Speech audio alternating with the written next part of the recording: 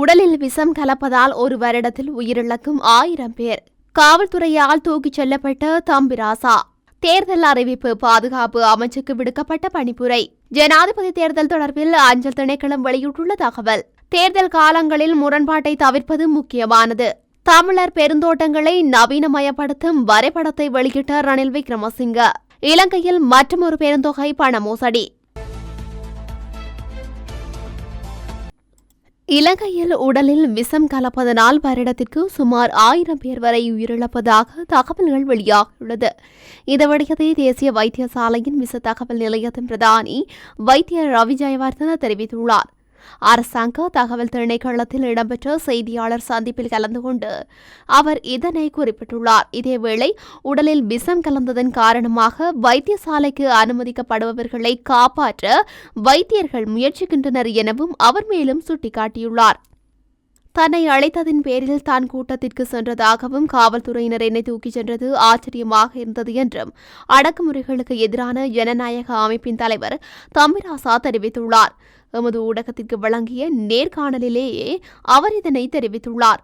ஊழலை வெளிக்கொண்டு வந்ததனாலும் வடக்கின் மெடிக்கல் மாஃபியை அடையாளம் காட்டினதாலேயே தான் வைத்தியர் அர்ச்சுனாவிற்கு ஆதரவு தருவதாகவும் குறிப்பிட்டுள்ளார். இந்த நிலையில் வைத்தியர் அர்ச்சுனா தரமிறக்கப்பட்டு பேராதனை வைத்தியசாலைக்கு நியமித்துள்ளமையானது கவலை அளிப்பதாகவும் தெரிவித்துள்ளார். மேலும் வைத்தியர் அர்ச்சுனாவின் அரசியல் வருகை தொடர்பிலும் கருத்து தெரிவித்துள்ளார். இலங்கையில் எதிர்வரும் செப்டம்பர் மாதம் ஜனாதிபதி தேர்தல் நடைபெறவுள்ள நிலையில் ஜனாதிபதி வேட்பாளர்கள் மற்றும் பொதுமக்களின் பாதுகாப்பை உறுதிப்படுத்த நடவடிக்கை எடுக்குமாறு ஸ்ரீலங்கா பாதுகாப்பு அமைச்சின் அதிகாரிகளுக்கு பாதுகாப்பு ராஜாங்க அமைச்சர் பிரமித்த பண்டார தென்னகோன் பணிப்புரை விடுத்துள்ளார். பாதுகாப்பு விவகாரங்களுக்கான அமைச்சர்களின் ஆலோசனை குழு இன்று ஸ்ரீலங்கா நாடாளுமன்றத்தில் கூடியபோது குறித்த பணிப்புரை விடுக்கப்பட்டதாக பாதுகாப்பு அமைச்சு வெளியிட்டுள்ள அறிக்கையில் குறிப்பிடப்பட்டுள்ளது. இலங்கையில் எதிர்வரும் செப்டம்பர் மாதம் 21ஆம் தேதி ஜனாதிபதி தேர்தல் நடைபெறும் என ஸ்ரீலங்கா தேர்தல்கள் ஆணைக்குழு உத்தியோகபூர்வமான அறிவித்துள்ளது. இந்த நிலையில் இலங்கை அரசியலமைப்பு மற்றும் பொதுமக்களின் உரிமைகள் பாதுகாக்கப்படுவதை உறுதிப்படுத்துமாறு ஸ்ரீலங்கா பாதுகாப்பு அமைச்சின் அதிகாரிகளுக்கு பணிக்கப்பட்டுள்ளது. ஸ்ரீலங்கா பாதுகாப்பு படைகளின் பிரதானி ஜெனரல் சவேந்திர சில்வா, கடற்படை தளபதி வைஸ் அட்மிரல் பிராந்திய பெரேரா, முப்படைகளின் உயர்மட்ட அதிகாரிகள் மற்றும் பாதுகாப்பு அமைச்சின் சம்பந்தப்பட்ட அதிகாரிகளுக்கு பாதுகாப்பு ராஜாங்க அமைச்சர் பிரமித்த பண்டார தென்னகோனால் இந்த பணிப்புரை விடுக்கப்பட்டுள்ளது. அத்துடன் கடந்த 2 வருட காலத்துக்குள் ஸ்ரீலங்காவின் பாதுகாப்பு அமைச்சுக்கு பல முக்கிய தீர்மானங்களை மேற்கொள்ள வேண்டிய நிலை ஏற்பட்டிருந்ததாகவும் இதன்படி தேசிய பாதுகாப்பு மற்றும் சட்டத்தின் ஆட்சியை நிலைநாட்ட முடிந்ததாக பிரமித்த பண்டார தென்னகோன் சுட்டிக்காட்டியுள்ளார். ஜனாதிபதி தேர்தல் நடவடிக்கைகளுக்காக 12,000 தபால் திணைக்கள பணியாளர்கள் கடமையில் ஈடுபடுத்தப்பட்டுள்ளனர். கொழும்பில் இன்று ஊடகங்களுக்கு கருத்து தெரிவிக்கும் போதே அஞ்சல் திணைக்களத்தின் பிரதி போலீஸ் மா அதிபர் ரஞ்சித் கே ரணசிங்க இதனை தெரிவித்துள்ளார். அதன்படி இன்று முதல் நடைமுறையாகும் வகையில் அவர்கள் தேர்தல் கடமைகளை ஆரம்பித்துள்ளதாகவும் அவர் குறிப்பிட்டுள்ளார். இந்த நிலையில் நாட்டின் 9வது ஜனாதிபதி தேர்தலை எதிர்வரும் செப்டம்பர் மாதம் 21ஆம் தேதி நடத்துவதற்கான அதிவிசேட வர்த்தமானி அறிவித்தலை தேர்தல்கள் ஆணைக்குழு இன்று வெளியிட்டமை குறிப்பிடத்தக்கது. இலங்கையின் தேர்தல் காலங்களில் 3 துறைகளிடையில் மோதல்களை தவிர்ப்பது முக்கியமானது என முன்னாள் சபாநாயகர் கரி ஜெயசூரிய தெரிவித்துள்ளார். அந்த வகையில் நீதித்துறை, நிறைவேற்றுத்துறை மற்றும் நாடாளுமன்றத்துக்கு இடையில் முரண்படக்கூடாது என அவர் சுட்டிக்காட்டியுள்ளார். காவல்துறை மா அதிபர் தொடர்பில் நீதிமன்றத்தினால் பிறப்பிக்கப்பட்டுள்ள இடைக்கால தடை உத்தரவை ஏற்றுக்கொள்ள முடியாது என பிரதமர் தினேஷ் குணவர்த்தன நாடாளுமன்றத்தில் அறிவித்திருந்தார். இதேவேளை தேர்தல் தொடர்பிலும் காவல்துறை மா அதிபர் விவகாரம் தொடர்பில் பல தரப்பினராலும் பல்வேறு கருத்துக்கள் முன்வைக்கப்படுகின்ற நிலையிலேயே முன்னாள் சபாநாயகர் கரி ஜெயசூரிய தனது எக்ஸ் பக்கத்தில் செய்துள்ள பதிவில் இதனை குறிப்பிட்டுள்ளார். அந்த பதிவில் தேர்தல் காலங்களில் நீதித்துறை, நிறைவேற்றுத்துறை, நாடாளுமன்றத்துக்கு இடையில் மோதல்களை தவிர்ப்பது முக்கியம் என சுட்டிக்காட்டியுள்ளார். அத்துடன் சுயநலத்தை விட நாட்டின் எதிர்காலம் முக்கியமானது எனவும் கரி ஜெயசூரிய வலியுறுத்தியுள்ளமை குறிப்பிடத்தக்கது. நாட்டின் காலாவதியாகியுள்ள பெருந்தோட்டத்துறையை நவீன மற்றும் செழிப்பான விவசாய வணிகமாக மாற்றுவதற்கான வரைபடத்தை ஜனாதிபதி ரணில் விக்ரமசிங்க வெளியிட்டுள்ளார். இந்த மூலோபாயத்தின் முக்கிய தூண்களில் காலனித்துவ காலத்தின் லைன் ரூம் வரிசை வீடுகள், கலாச்சாரத்தை முடிவுக்கு கொண்டு வருவது மற்றும் தோட்ட நிறுவனத்திற்கும் தொழிலாளர்களுக்கும் இடையே சாத்தியமான வருவாய் பகிர்வு மாதிரி என்பன உள்ளடக்கப்பட்டுள்ளன. எங்களுக்கு தோட்டங்கள் தேவையில்லை என்று நான் நினைக்கிறேன்.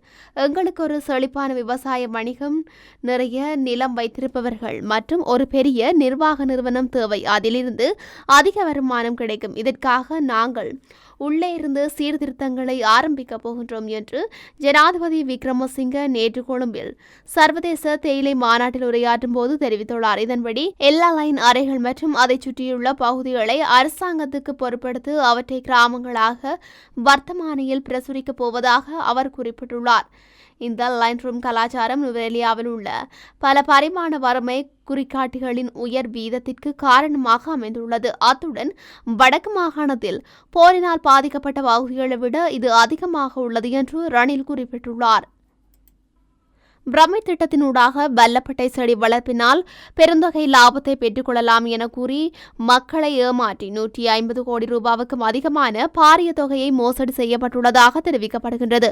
குருநாகல் நகரை மையமாக கொண்டு நாடளாவிய ரீதியில் 15,000க்கும் மேற்பட்டோர் இந்த மோசடியில் ஈடுபட்டுள்ளமையும் தெரியவந்துள்ளது. அவர்களில் பெரும்பாலானோர் முதலீடு செய்த பணத்தை மீளப்பெற முடியாமல் அனாதரவாக இருப்பதாகவும் கூறப்படுகின்றது. பல்வேறு துறைகளைச் சேர்ந்தவர்களை ஈடுபடுத்தி குறித்த பகுதியில் வல்லப்பட்டை செடி வளர்க்கும் திட்டம் மேற்கொள்ளப்பட்டு வருவதாகவும் விளம்பரம் செய்து இந்த மோசடி முன்னெடுக்கப்பட்டுள்ளது. ஒரு வல்லப்பட்டை செடிக்கு 30,000 ரூபாய் கொடுத்து பிரமிட் திட்டம் என்று தெரியாமல் பணத்தை முதலீடு செய்ததாக ஏமாற்றப்பட்ட மக்கள் தெரிவித்துள்ளனர். பணத்தை முதலீடு செய்த 300 நாட்களில் முழு தொகை வழங்கப்படும் என்று குறைந்த தொகையை 30,000 ரூபாய்க்கு நாளொன்றுக்கு 200 ரூபாய் செலுத்துவதும் என்ற அடிப்படையில் இந்த மோசடி இடம்பெற்றுள்ளது. குருநாகல் தலைமையக போலீஸ், இலங்கை மத்திய வங்கி மற்றும் குற்றப்புலனாய்வு திணைக்களம் ஆகியவற்றிலும் முறைப்பாடு செய்ய நடவடிக்கையும் எடுத்துள்ளமை குறிப்பிடத்தக்கது. யாழ்ப்பாணம் உரும்புராய் பகுதியில் இளைஞர் ஒருவரை கடத்திச் சென்ற கும்பல் வாளால் வெட்டி சித்திரவதை செய்த சம்பவம் ஒன்று இடம்பெற்றுள்ளது. குறித்த சம்பவமானது நேற்று மாலை இடம்பெற்றுள்ளதாக காவல்துறையினர் தெரிவித்துள்ளனர்.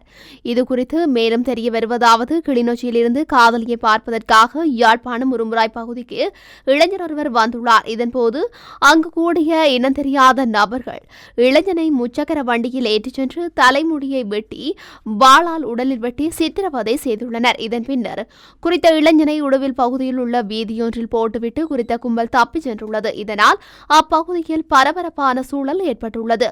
பூநகரி கிராஞ்சியைச் சேர்ந்த பிரதீபன் பெனுஜன் என்ற இளைஞரே படுகாயமடைந்துள்ளதுடன் காவல்துறையினருக்கு நடந்த சம்பவத்தை தெரிவித்துவிட்டு மயக்கமடைந்துள்ளார். படுகாயமடைந்துள்ள இளைஞனை நோயாளர் காவு வண்டி மூலம் யாழ்ப்பாணம் போதனா வைத்தியசாலைக்கு கொண்டு செல்ல நடவடிக்கை எடுக்கப்பட்டுள்ளது. சம்பவம் தொடர்பாக மானிப்பாய் காவல்துறையினர் விசாரணைகளை மேற்கொண்டு வருகின்றனர்.